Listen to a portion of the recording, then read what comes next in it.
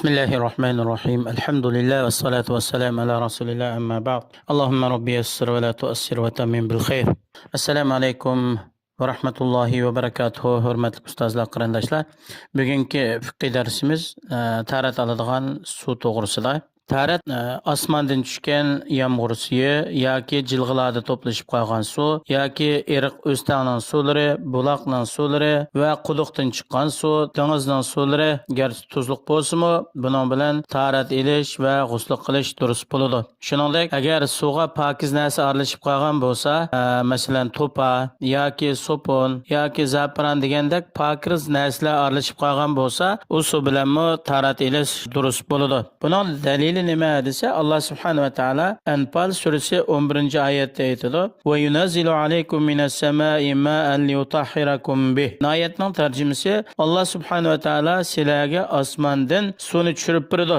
Sizlarning tarat elishinglar uchun, ya'ni pokiz bo'lishinglar uchun. Yana bir oyatda alam tara annalloha anzala minas samai ma'an fasalakahu yanabi'a fil ard. Zumar surasi 21-oyat. Ya'ni qaramam sen haqiqatan Alloh subhanahu va taolo osmondan bir suvni tushirdi, u suv zaminninki buloqlari jilg'alarida oqdi. Ammo dengiz suvida tarat elishning durustligi to'g'risida sahobalar payg'ambar alayhisolamdan so'ragan: "Ya Rasululloh, biz dengiz safariga chiqsak, o'zimiz bilan ozroq suvni ilib olamiz. Agar bu ilib olgan suvda tarat olsak, usab qolganda ichkili suv yo'q. Dengizning suvida tarat olsak bo'lamdi?" degan vaqtida payg'ambarimiz sollallohu alayhi vasallam bo'ladi. Dengizning suvi pokiz va dengizda tug'ilib, dengizda o'lib ketgan narsani yeyish halol bo'ladi deb payg'ambar alayhisalom ochiq hadisda bayon qilgan. Agar daraxtdan yoki mevalardan siqib chiqarilgan suv bo'lib qolsa yoki hamda boshqa bir narsa almishib suvni o'zininki asli suvliq tabiatidan chiqarib o'tib suvni boshqa bir narsaga o'zgartirib o'tgan bo'lsa bu suv bilan tarat og'ili olmaydi. Bu qaysi desa ichimlik, masalan meva ichimligi buningga suv qatilib qilsa, masalan ochiq suv, sho'rpa, shuningga o'xshash suv qaynatilib boshqa bir narsa aralashtirib suvning asli tabiati boshqa narsaga o'zgarib ketgan bo'lsa buning bilan tarat og'ili bo'lmaydi. Shuningdek bir odamning tarati bor ekan yoki namoz uchun tarat olibdi, yana bir savobga erishay, taratimni yanglay deb yangidan tarat olgan bo'lsa, shu odam taratni ishlatgan suv bilan tarat og'ili bo'lmaydi. Ya'ni bu odam bir dos yoki qachiq tarat olibdi, bu odam qo'lini yuvib, yuzini yuvib, putini yuvib shu qachiqqa qilgan bo'lsa, u qachidagi suv bilan ya'ni qaytadan tarat og'ili bo'lmaydi, g'usl qilg'ili bo'lmaydi. Buningdan maqsad bu suvninki o'zi pokiza, bu odamning tarat olgan suvi. Ammo uning bilan haqiqiy bir pokizlik, ya'ni tarat ilish, g'usl qilish to'g'ri bo'lmaydi. Ammo tarat ilish jarayonida bu odam qo'llarini yuvgan, putini yuvgan, yuzini yuvgan jarayonida shu yuzini yuvgan yoki qo'lini yuvgan suv kiyimlarga chachrab ketsa yoki pokiz narsalarga chachrab ketsa, bu narsalar paskina bo'lib qolmaydi. O suv pokiza. Ammo u suv o'zi pokiz bo'lgan bilan ishlatilgan suv boshqa bir narsani pokizlayolmaydi. Hamda suv qanday vaqtida tarat og'ili bo'lmaydi desa, Alloh subhanahu va taolo suvni o'zini pokiza, boshqa bir narsalarni pokizlig'i bo'ladigan shundoq yaratdi.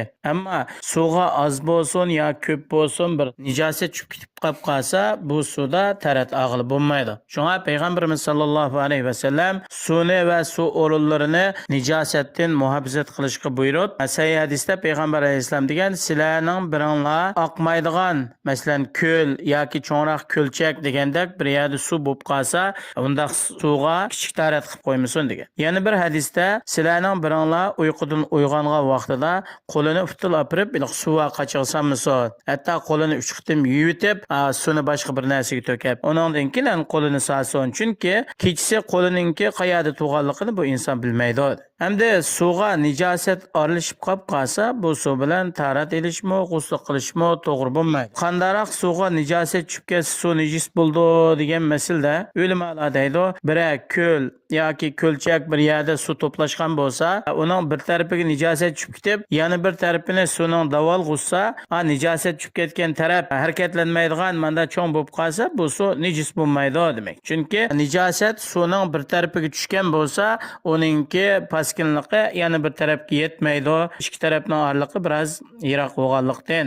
Agar hamda suda nijosatninki asr ko'rilmabdi, bir tarafga tushib ketganligini ko'rabdi, ammo yana bir taraf tarat olganda nijosatning asri bo'lmay qolsa yoki bu yaqin suv bo'lib qolsa, buningda tarat olsa bo'laverdi. Shuningdek hamda suvda yashab, suvda o'ladigan hayvonotlarni suvni nijos qilmaydi. Mayli u hayvonotlarninki badandan qon chiqadigan bo'lsin yoki qon chiqmaydigan bo'lsin, yoki u hushorliq bo'lsin yo chori paylar bo'lsin, suvda yashab, suvda o'ladigan bo'lib qolsa, uning bilan suv nijos bo'lmaydi. Masalan, beliq, paqa, sarton degandek mandaq narsalar va shundaqla shumila, hara, chayon mandaq narsalar hamda o'ltas qon chiqmaydigan suvda o'lab qolgan bo'lsa, buning bilan bu suv nijis bo'lmaydi, pokiz bo'ladi.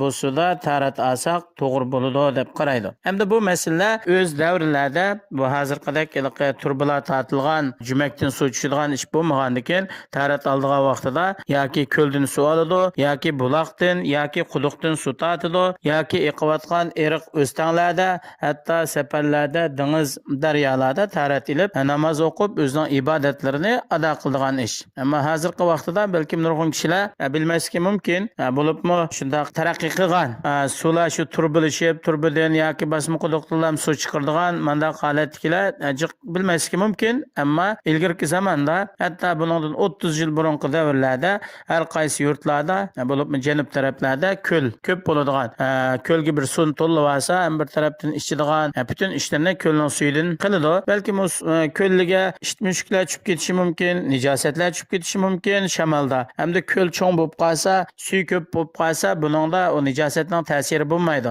Shunga ba'zi ulamolar 10 qadamda 10 qadam yoki 10 metrda 10 metr yoki 4 tarafi 8 metr atrofidan shunday kelgan o'rin bo'lsa suv to'plashgan. Buningga nijosat tushsa, nijosat suvga ta'sir ko'rsatmaydi deb qaraydi. Yana bir hadisda qullatayn deb mashhur hadis bor. Ya'ni suvningki miqdori 200 kilogramdan yoki 200 litrdan ko'p bo'lib qolsa, uningga nijosat tushib ketib qolsa, nijosatning ta'siri bo'lmaydi. Faqat suvningki 3 ta nisbati bor. Ya rangi yoki ta'mi yoki purqi o'zgarib ketsa, u vaqtda nijos aylandi. Bo'lmasa suv nijis bo'lmaydi deb qaraydi. Alloh subhanahu va taolo har birimizni moddiy, ma'naviy tarafdan to'liq pokiz bo'lishga muyassar qilsin. Alloh bizga ne'mat qilib ato qilib bergan suvlarni isrof qilmasdan, paskini qilib etmasdan, muhofazat qilib, o'z yo'lida ishlatib, moddiy, ma'naviy tarafdan pok bo'lgan holatda Allohga ibodat qilishga muyassar qilsin. Assalomu alaykum va rahmatullohi va barakatuh.